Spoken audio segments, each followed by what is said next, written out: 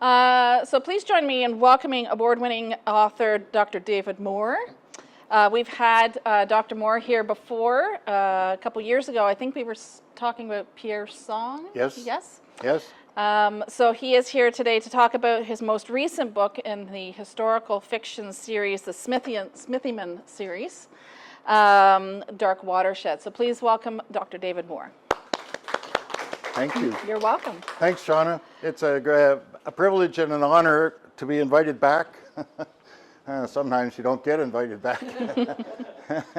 I think this must be the fifth time I've come to present, and it's wonderful to see so many keen faces. And if you don't mind, I'll sit down for this, and then I don't trip over the cord, and it's a little easier. So this is my newest book. I happen to have one copy with me. Publisher couldn't send me any more in time. And it was funny the way it works.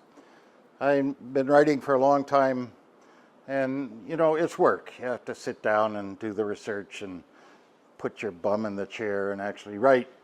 But this one was different. I was working on something else, and all of a sudden it was like the muse came down out of the sky and landed on my shoulder and said, "You're going to write this now." And 8 months later, I had a book. It was quite unusual for me. It's not the way it usually works. So I'll talk about the book today. It's fiction. It's set in 2029, just 4 years from now. I published it last June, and I'll just pat myself on the back. I correctly called Trump would be elected, and I've pretty correctly called many of the things that have happened since, unfortunately. So this is based on my reading, connecting the dots of what's about to happen in the same line with our friends, as they used to call them, Cousin Jonathan to the south. So that's just obviously the title page. It's available on Amazon. It's quite cheap if you get it on Amazon typically. So you recognize this spot, I'm sure. One thing that I just want to mention about it is it's a big place. You know, I'm going a bit against conventional wisdom in what I'm talking about today. But I'll just throw out a couple of things related to this map. My understanding is that there's lots of things that the United States wants us for. Mostly raw materials. They don't want us. We're in the way. And I'll talk about most of them briefly. The one I focused on was fresh water. Very near and dear to our hearts. Every now and then, every 10 or 20 years, there's a flurry of interest in commercializing surface water and commodifying it and selling it off. It was about 15 years ago, the last one came up where under NAFTA, it turned out that there was a bit of a loophole, and one company got approval from the province of Ontario to bring a tanker up to Lake Superior. And they got the tanker in motion before this was all closed up and said, we will not sell surface water. And that's been a Canadian resolution. And as I'll mention, there are all sorts of international resolutions about this as well, focused on the Great Lakes. There are 8 American states to the south of the Great Lakes, and in many ways I think they're much stronger defense for what I'm going to say they will propose than Canada is in many ways. So just offhand, the United States has been involved in a couple of recent military adventures.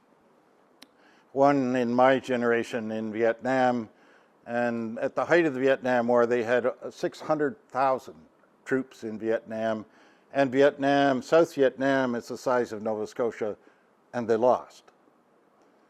And then more recently, we were all involved in Afghanistan. We had considerable portion of our active army, and the Americans had a couple of 100,000 men in Afghanistan. It's the size of Alberta, and we lost. So that tells you about the real difficulties, geographical difficulties, of doing anything that might try to control Canada. And I'll go through some of the other rationales about this. So, you know, Trump says they don't need us, but I'll give you some statistics that will just illustrate how he's just making it up as he goes along. They need us more than we need them by quite a bit. So potash, they import 80 to 85% of all their potash it's a fertilizer for their farms. They get 83% of all their potash from Saskatchewan, mining in Saskatchewan, and there is no substitute. They can't get it anywhere else. There are no potash sources in the States.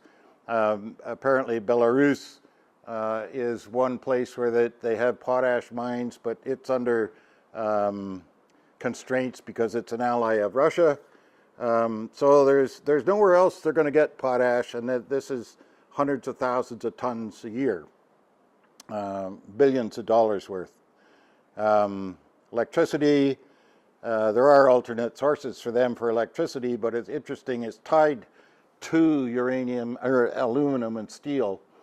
And one of the reasons that our aluminum constitutes about, as I got another slide that suggests it's about 50% of all aluminum imports to the United States, and they make not much. The reason for that is because hydroelectricity is pretty cheap, and they have to make electricity, and aluminum is a huge consumer of electricity. They would have to produce it with gas or oil or coal. They haven't got anything like the hydroelectricity capacity that's why Canada, and Quebec in particular, is able to export aluminum. One of the largest exporters in the world is because we have hydro.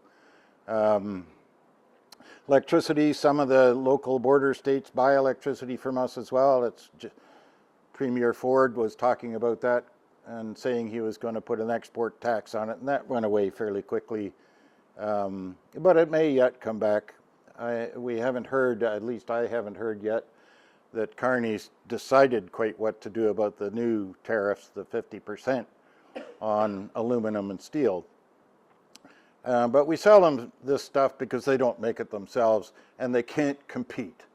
And that's why the tariffs are impractical, because they're not going to be building aluminum capacity in the States no matter what the cost is, because they can't. So half of aluminum imports, they import some from France and other places in the world as well, but the cheapest source is Quebec, because you don't have to ship it very far. And shipping, anybody of you ordered something online without Amazon Prime, it costs you as much to ship it as it does to buy it. So that's a big deal. So $9.4 billion worth of aluminum, 23% of U.S. steel imports come from Canada, and electricity and aluminum. Am I going around in circles? There we go. So there's not to mention oil and gas, of course, and they import 60% of the crude oil that they import from Alberta, from Canada, not just Alberta, but mainly from Alberta.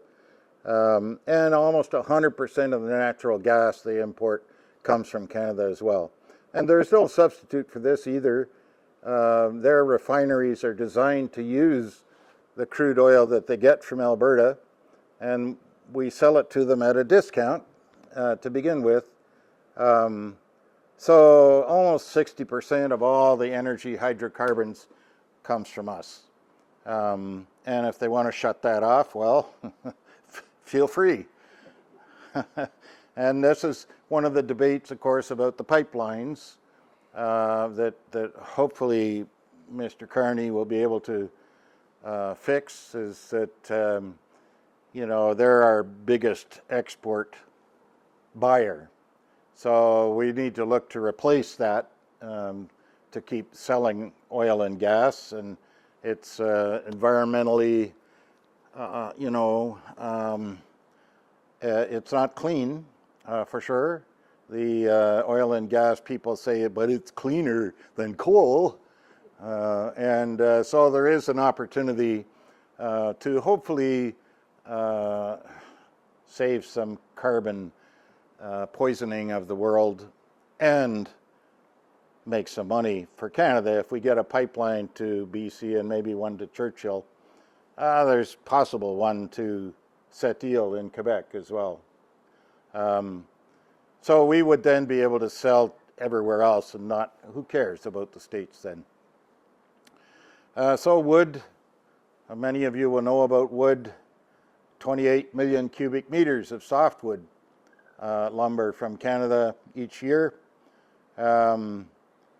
It's about 85% of all their imports.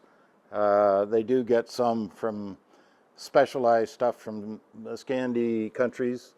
But this is, not only is this 1/4 of their overall softwood supply, but it's better lumber.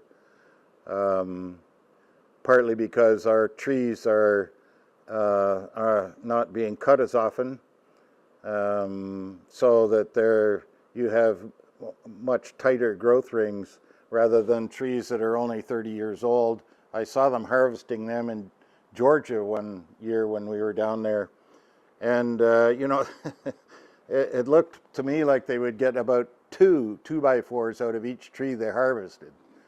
So I can understand why they're complaining. The Americans' lumber lobby complains constantly to Washington. We've fought at least 4 legal battles over them imposing tariffs illegally and unfairly. All 4 times we've taken it to the World Trade Organization. They've ruled in our favor. We're not dumping. We do it differently, but that's because we have lots of lumber. It's what the economists call a comparative advantage. Well, they don't want to accept that, and I think right now it's at 14% and about to double or triple under Trump as well. And all it does, of course, is inflate the cost of American housing, and we're all pretty confident, I'm sure, that there's going to be another hurricane. And they're going to need lots of softwood, and they just cannot supply. And that's why Trump has opened up their national forests in the last month to logging in what has been for 100 or 200 years preserved space. We do open up our forests to restricted logging from time to time here and there, but it's mostly Crown land, not actually parkland that we sell. We harvest lumber from. So they don't like that either.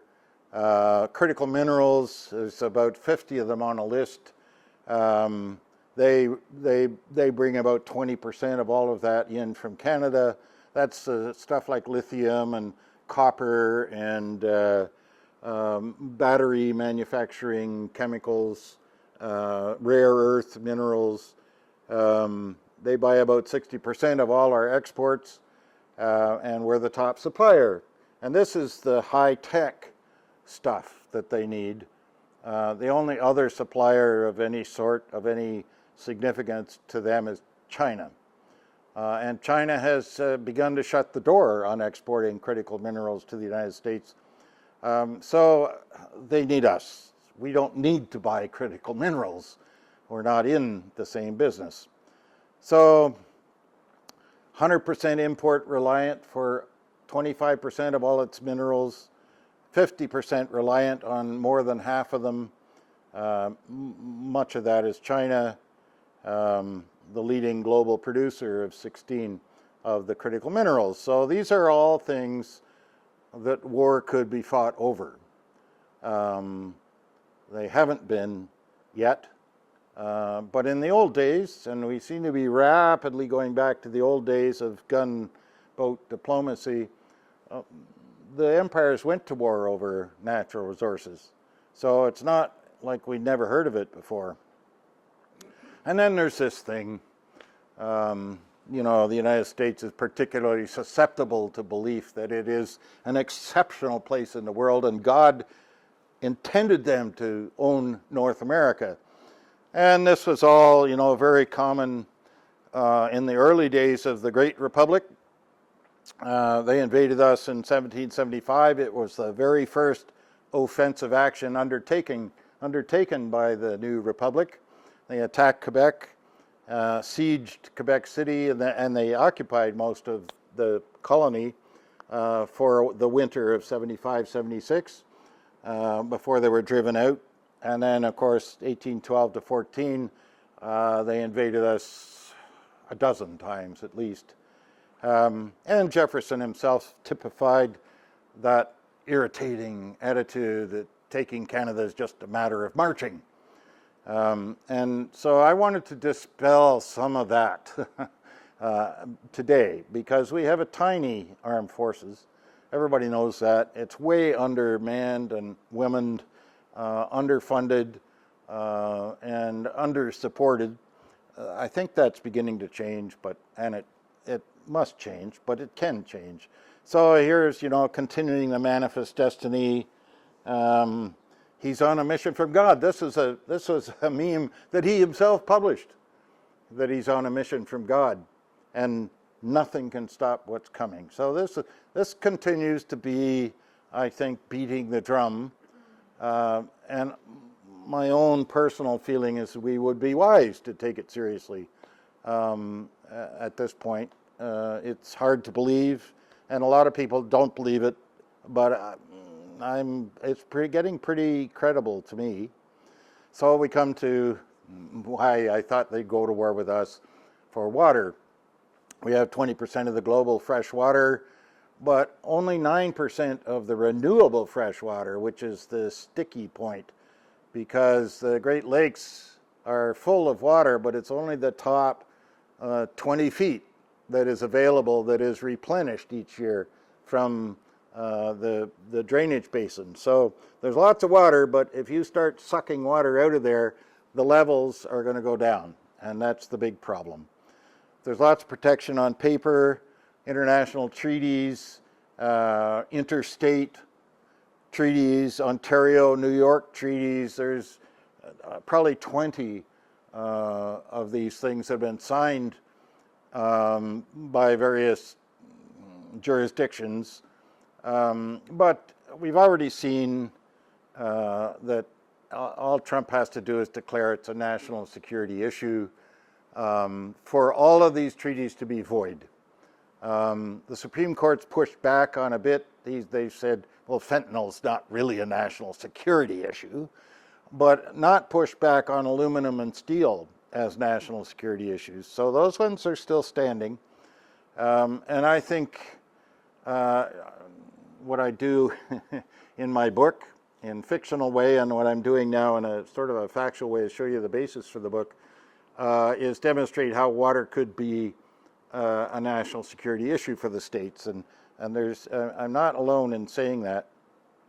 So we'll move down to the southwest of the states, from North Dakota down to Texas. That's Trump's base. And it's, a lot of it is semi-desert. It's the fastest growing region population-wise in the states. Now 40 plus million people. And it's the breadbasket in many ways of the United States. 90% of the winter vegetables in the states are grown in this region. And enormous production of hydro, like the Hoover Dam, for instance, that supplies San Diego, 100% of San Diego's electricity. This is, you know, important place for all these things. And, you know, the drinking water comes out of the Southwest for Las Vegas and all of these towns as well. There's two main sources of fresh water right now. One is what they call the Ogallala Aquifer, which is underground water in the water table and the other one is the Colorado River, which is surface water. And they're both, as you will see, running dry. So there's the Ogallala Aquifer. Really, it began to be exploited as after the Second World War, when they began intensive farming in this area in the desert, basically. And they drilled wells down into the aquifer, and they've pumped out basically the volume of Lake Erie out of this aquifer since 1945. Some places the aquifer has gone down 300 feet. And in places you can find references to it, although Trump's begun to erase these, that you can see the U.S. National Forestry guy with a 30-foot stick standing at the bottom of a depression where the land has subsided because the water's all been pumped out beneath it. And some parts of the aquifer have gone dry in Texas, utterly dry. So Texas Panhandle, the water table has been essentially dewatered. Vast stretches of Texas farmland no longer support irrigation. West central Kansas, up to a fifth of the irrigated farmland for 100 miles has gone dry. They built a $46 million dam back in the 60s, and before it was even finished, it became useless because the water table had drained out beneath it and the dam would not fill up anymore. These things, of course, cost tens of billions of dollars a year in losses. So the Ogallala has been drawn down 300 feet, and basically it's in gravel beds that vary from 1,000 feet thick to a few feet deep. Nobody knows exactly how much water's in there, but they know how fast it's going down. 1975, the overdraft, which is the excess, as you can understand, the excess going out that wasn't replaced, is the equivalent to one Colorado River. Now it's the equivalent of 18 Colorado rivers flowing out, being pumped out of the Ogallala Aquifer every year. For example, why Texas law grants private landowners unrestricted water rights in the ground. We don't have such rights in Canada. If they found uranium on Wolfe Island, they'd be in here digging and we could do nothing about it because we don't own the mineral rights underneath the land the way we are funded. Some people object to that, of course. But one example of how iniquitous this is, Mr. Pickens, T. Boone Pickens, a famous billionaire, owns a 24,000 Texas ranch, and he's pumping the Ogallala Aquifer out for money to sell it to Dallas and El Paso in heart of Trump land. Wants to build a 600-mile pipeline to do it, and that's all from the same aquifer. It's a profitable undertaking. An acre foot is the amount of water that fills an acre of land a foot deep. That's how they measure it out west. And it's worth $1,000 an acre foot if you can supply that. And of course, what's the cost? You just drill into it. You don't produce it. It's just there. So there's huge money to be made for all these landowners. And we'll talk about the Colorado River briefly. As you can see by that line from the upper right, I'm sorry, it's not as clear as I hoped, but anyway, from the very upper right, the Colorado River begins on the border of Oklahoma and flows down to the southwest past Denver. The big red arrow there is a place called Lake Mead. And Lake Mead is one of two reservoirs that they built, artificial reservoirs. At the foot of Lake Mead is the Hoover Dam. Lake Powell is the one that's above it, about 100 miles above it. And they're the principal source of the drinking water and the hydropower for most of, well, a good part of the Southwest anyway. So Las Vegas, Phoenix, Tucson, San Diego, hydropower, irrigation all comes from the Colorado River. This was last year. At the top, you see its normal operating pool that's feet above sea level, 1,200 feet. It's actually about 600 feet high, the dam is. So that's got 600 feet of water in it.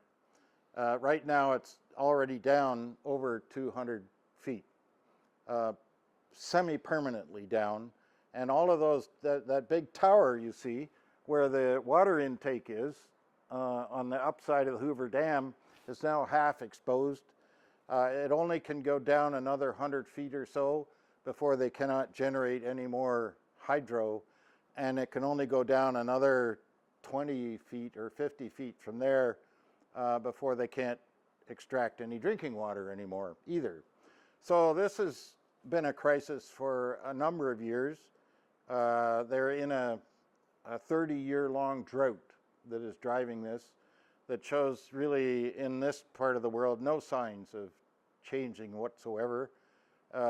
California reservoirs just on the west side of all of this got replenished this year over the winter, but not the Colorado River. So they've only got, about a third, two-thirds, maybe a third left of the water in the Colorado River above the Hoover Dam. This is what it looks like. You can see the bathtub ring all around and the two towers where the water goes through the turbines.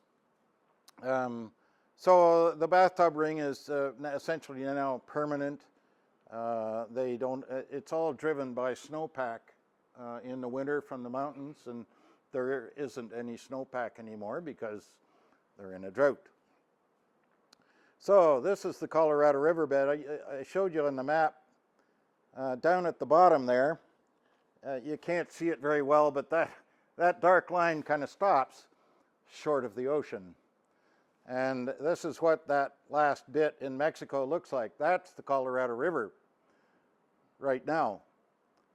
It doesn't even get to the ocean anymore. It's all sucked dry before it gets there. This is about 50 miles inland from where the Colorado River, this is the mouth of the river.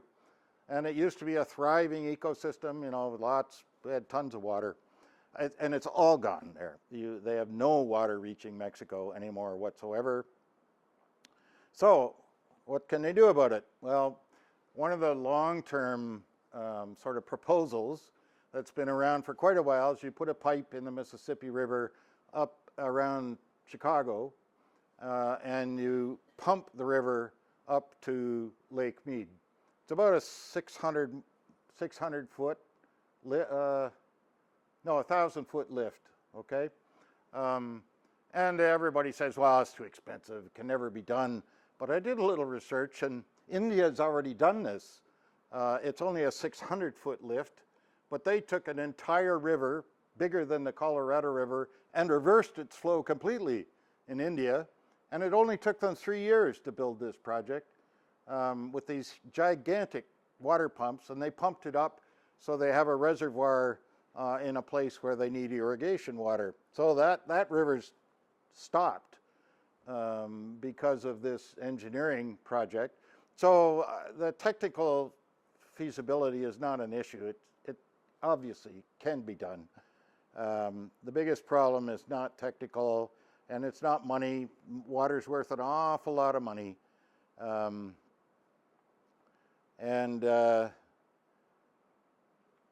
The big problem is that if you start sucking water out of the Mississippi River, then everything below it goes dry. And the Mississippi River has almost gone dry already as well. Several years, you can walk across places in the Mississippi River where there's normally about 20 feet of water. So the Mississippi's already going dry. It's the biggest waterway in the States. I'm sure you can guess how important it is to begin with. So that's the big problem. That's one reason why it's never been done, because all the states downriver say, no way. You know, we'd turn to desert, right? So then how do you fix that? Well, you stick a pipe in Lake Michigan, right, to replace the Mississippi River. And that's been done. There's Chicago, many of you have visited Chicago, I'm sure. There's a ship canal that runs right through the middle of Chicago. That Chicago River used to flow into Lake Michigan, but around 1900 they reversed the flow, and that ship canal now flows out of Lake Michigan and joins the Mississippi, so ship traffic can go up and down from Chicago through this canal. So, and that, of course, presented problems of its own. Lake Michigan began to go down, right? And Lake Michigan is connected directly to Lake Huron and Lake Superior. Lake Huron and Lake Michigan are considered a single body of water for the geological purposes, hydraulic purposes. So that was a problem, and at the time they did this, we got an international agreement to fix that, and we reversed the flows of two rivers going into Lake Superior at the behest of the United States government to replace the flow that was coming out of Lake Michigan due to the Chicago Ship Canal. So there's precedent for reversing the flow of these rivers. It's never happened again. Nobody's even talked about it very seriously again. But you can see the problem. We've already done this once.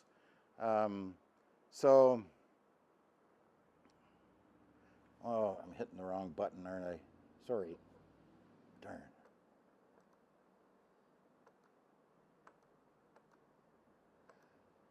So there's a big solution to that, of course.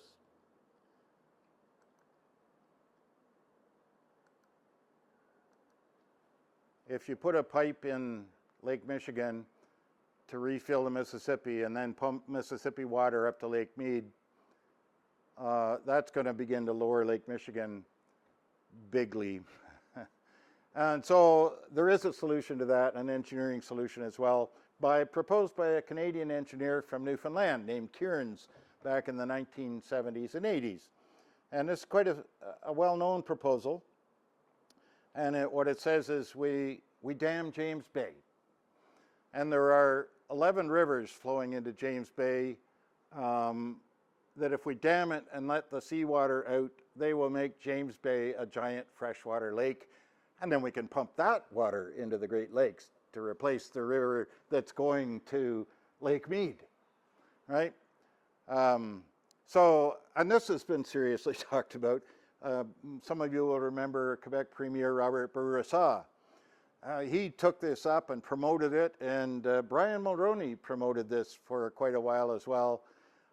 It eventually, in the 1980s, got shot to pieces, partly because of environmental concerns, but you know, I think you can see the problem with standing on environmental concerns when there's something this big at stake these days, particularly if it's being driven by manifest destiny and all of those things. So there's the canal. Up in the top center, you see James Bay. It's pale blue. And then the very top center, you can see the dam across the top of James Bay. They did a whole feasibility. It's called the Grand Canal, the Great Recycling and Northern Development Canal. Apparently there's more water in these 11 rivers going into James Bay than there is going over Niagara Falls. So there's a lot of water available. What do you call them? I guess the realists, school of diplomacy says, well, it's just wasted. It's just going into the Arctic Ocean and Hudson's Bay. It's not being used. That's just terrible. Anyway, so this canal would bring it up. The pipeline would bring it from James Bay, the foot of James Bay, up to the height of land, which you can barely see. There is that squiggly line that goes across from left to right.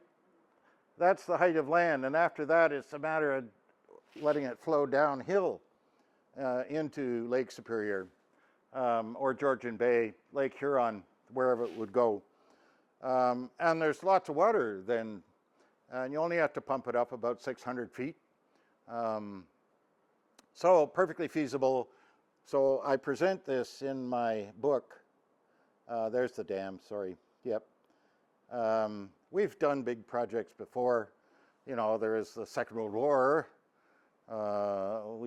We've got nuclear power reactors all over the place, the Cold War, all the things that we had to do. The St. Lawrence Seaway is a perfect example of 1959, largest joint project ever undertaken by American and Canadian governments. You know, displaced half a dozen entire villages to get it done, but that was no big deal at the time. And it's contributed, you know, hundreds of billions of dollars in economic activity. Quebec's built all its hydro capacity during, you know, our lifetime. Manicouagan, Manic dams, Churchill Falls. The Columbia River has been a joint waters agreement since about 1970 with British Columbia and Canada and the States. I don't talk very much about the Columbia River here. I do talk about it a bit more in the book. But the Columbia River is very interesting because it begins, the headwaters are in the States, in northern Oregon, and it flows north across the border, turns around and flows back south across the border, and then goes to the Pacific Ocean. And the big problem that the Americans asked us to solve was they were flooded. It was unpredictably flooding. There were 20,000 people who lost their homes one year. I'm going on and on, I know, but just hold up your hand to stop me if you want, or throw something. So we agreed with the states to dam the Columbia River above the border, on our side of the border, to help them control flooding downriver. And unfortunately, the deal was that we guaranteed a certain flow of water, and there's been drought in British Columbia as well. So now our reservoirs north of the river, north of the border, are going down, and theirs are still perfectly fine. So the biggest problem of all is, as I mentioned at the start, bulk water is illegal in Canada to export. So in my book, what I have the Americans do, because the American candidate for president promises their base in the Southwest that they will have water. And Trump did this in the campaign. He went out and did a speech in California and said, well, I'm going to have Canada turn on that big tap. The faucet in Canada, it's a great big wheel, you know. They just turn it and then the water comes south. Well, that's a quote. I'm not kidding. So then in the book, fictionally, the candidate, Trump dies in the book, so it's all good. just to give away one of the secrets. But his successor is like Trump on steroids. So anyway, she promises to give water to the Southwest and then sends her minion up to Canada to talk to our brand new neophyte prime minister, who's a woman as well. And they propose to sell, they propose to get us to sell their water. And they say, well, we'll dam James Bay for you. We'll just pay for the whole thing. You don't need to worry. And then you guys can, you know, tap into it how you want and everything. Well, this goes to Parliament, as you can imagine it might. And Parliament says, nah, we're not going to sell it. Lots of consultation with Indigenous peoples who are split on this.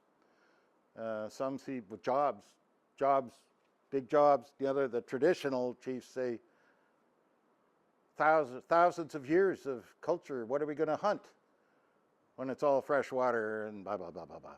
Anyway, so lovely, complicated dialogues.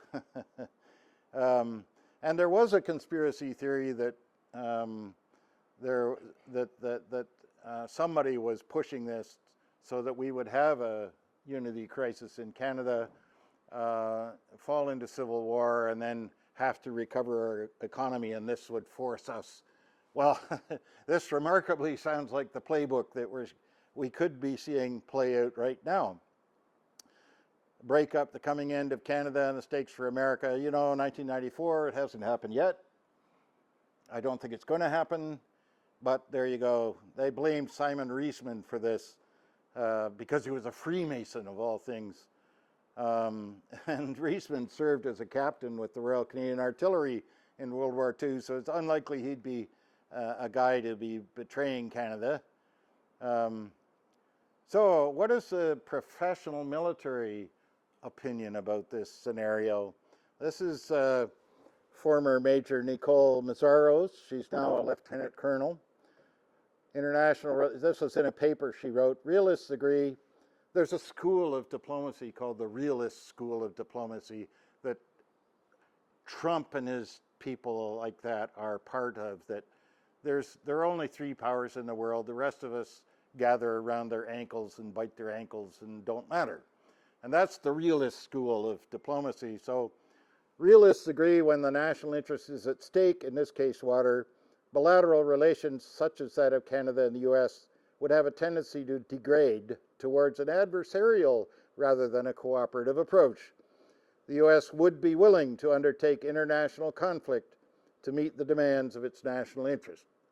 Well, I don't think there's anybody, I bet there's nobody in this room who would argue that that wouldn't be the case.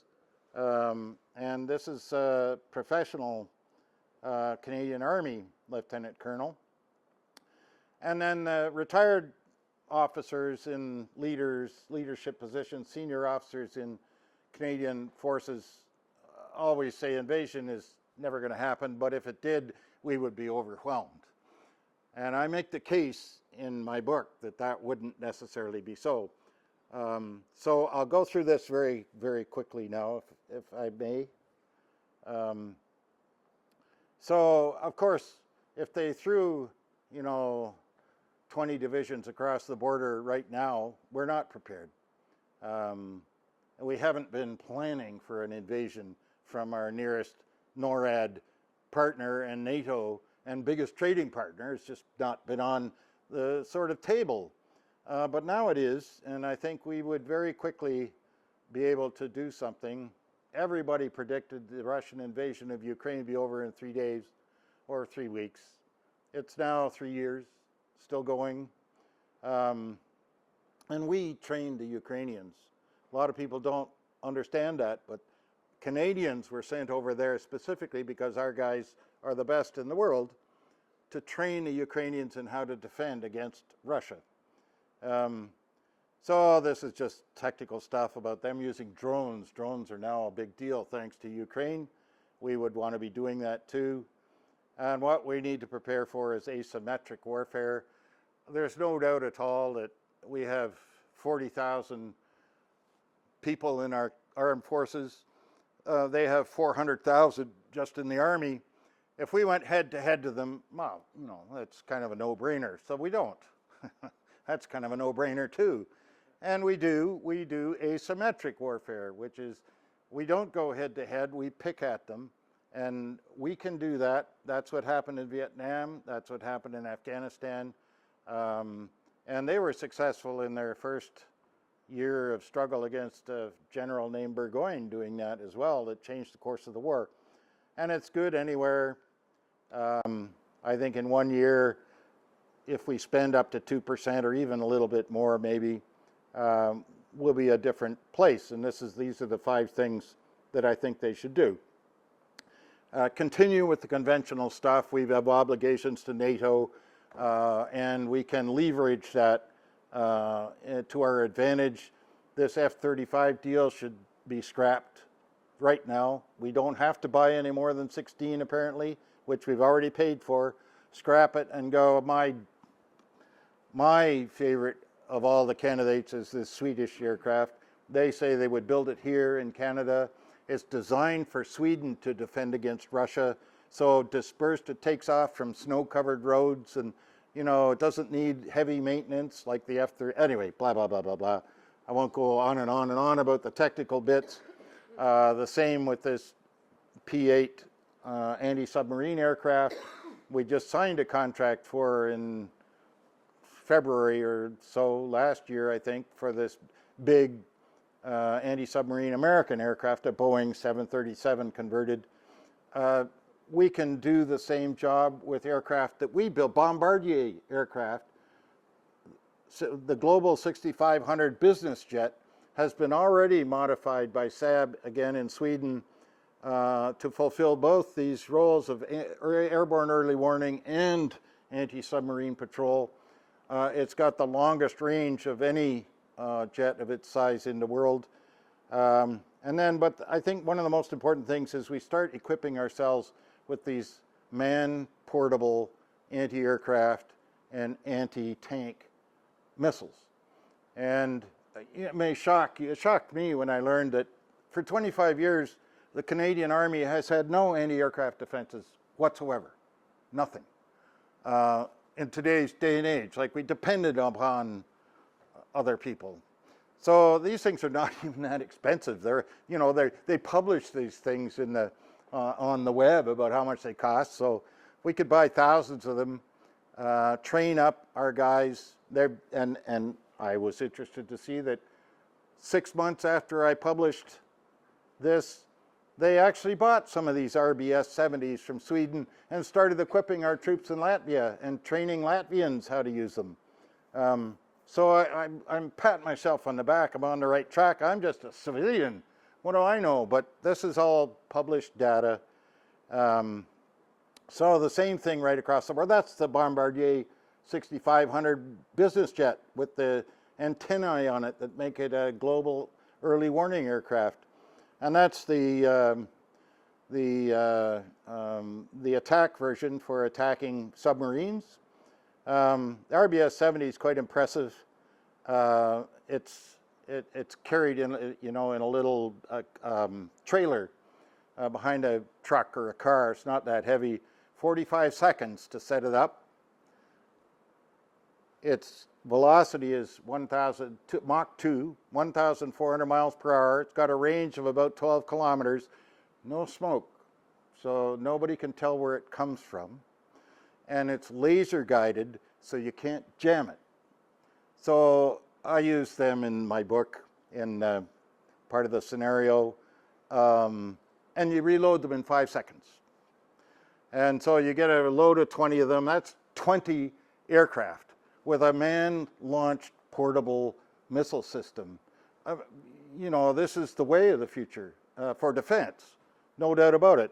And the same for anti-tank systems, very similar style. They've got them now with a 25-kilometer range that can be remotely guided. They fire it from a place that's back in the forest 25 miles away, and then an observer who's 5 kilometers away from the target point takes control of it and guides it to the target.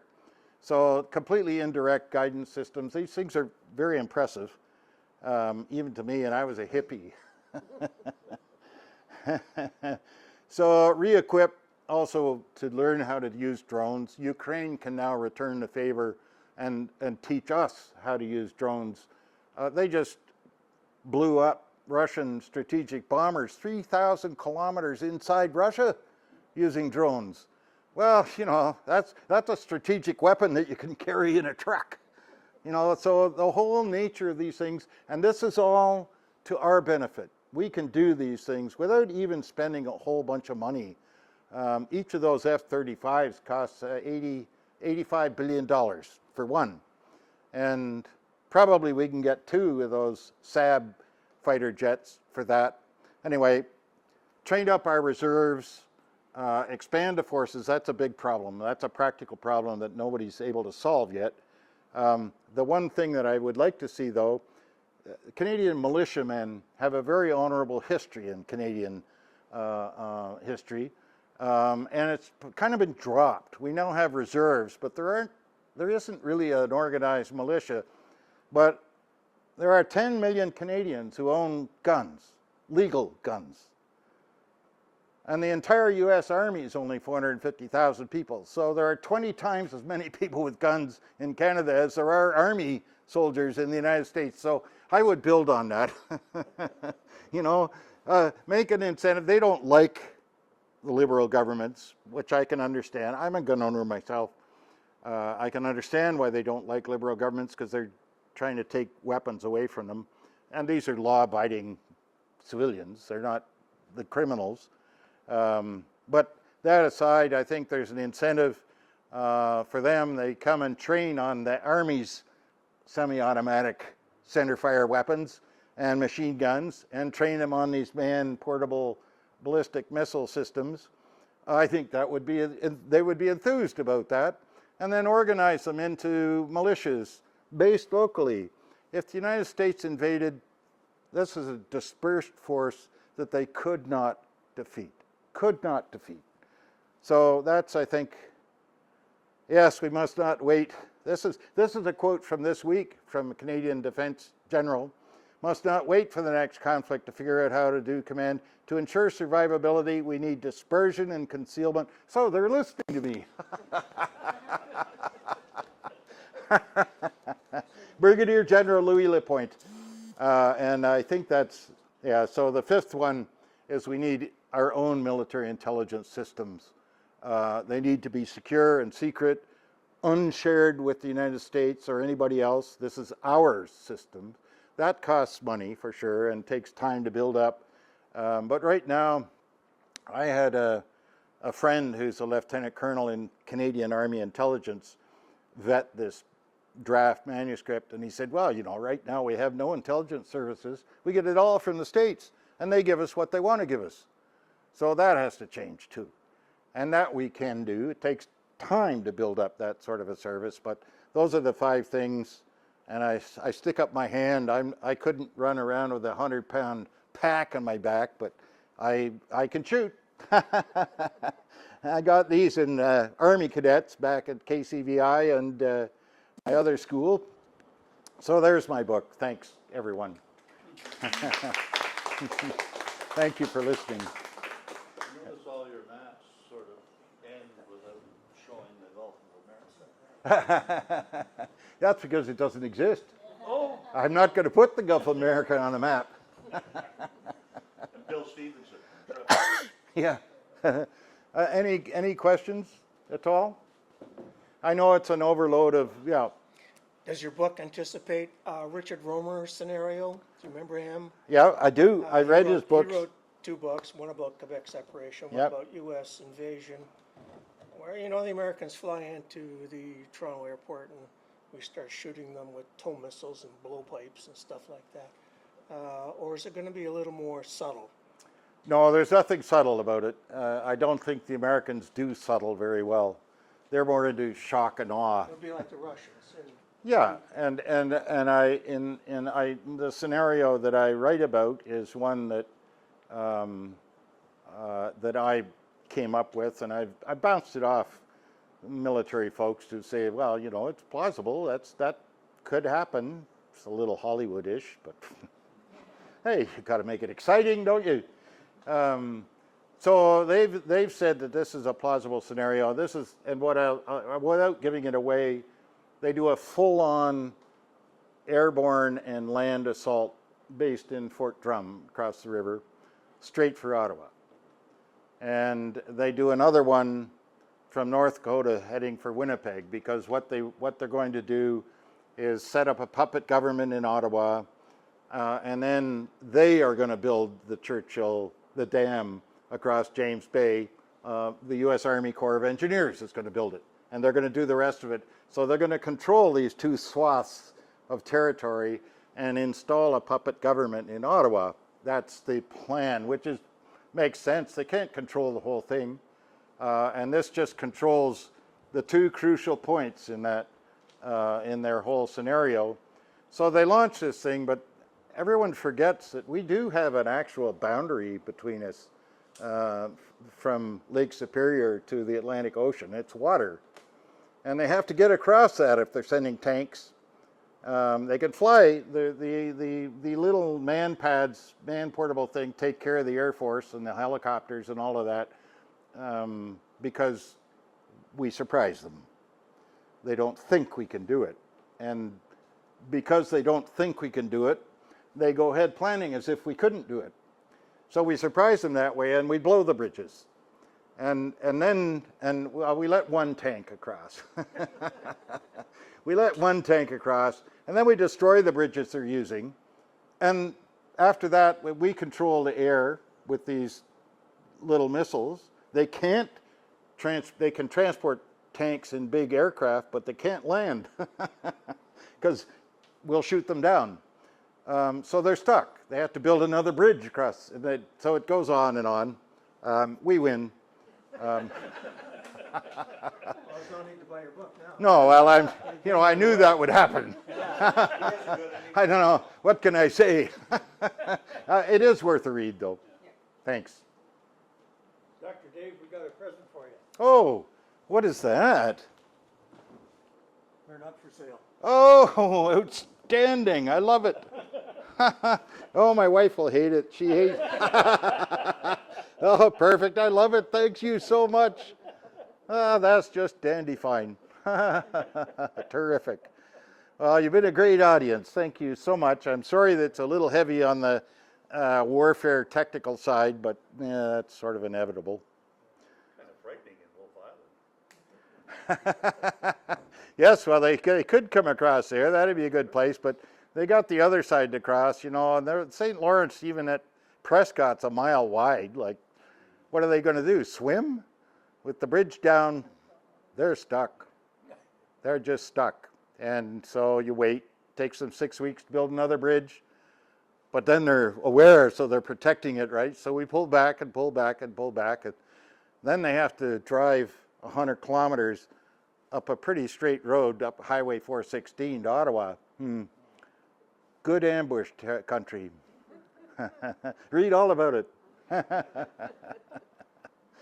So I'm an optimist. I think not only can we beat them economically, or at least do well without them economically, but if they decide to get nasty, we can beat them if we do the right things, for sure, for sure. According to Dave. Well, according to Dave, yeah. Who am I? But I am. It's possible I'll be talking to the staff college this fall. And I did do a presentation like this one for the RMC cadets in April. So they're listening. And one of my lieutenant colonel, senior officer in Canadian intelligence, got the manuscript, draft manuscript. So I think I'm going to keep slapping their face until they listen. Well, thanks. Yeah, sorry. When you talked about dispersal, Switzerland sort of runs on the same thing. Yes, they do. Everybody's armed, Yep. and there's no standing army. Yep, exactly right. Switzerland's an interesting, I don't want to go on and on, but it's a good point. Switzerland, everybody goes in the army. It's like Israel that way. You spend 2 years in the army and then you take your assault rifle home with you. So they can call up the militia in an hour and they're fully armed and trained already. So I'm not sure that exact scenario would work here, but the militia part of it would work exactly that way. Yep. Has knowledge and whatever.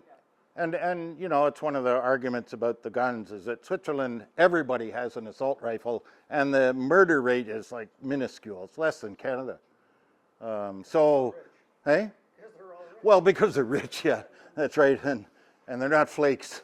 Yeah. I have another question. Do you remember the NAWAPA scheme? NAWAPA. I'm not sure I do. American Water Power Alliance.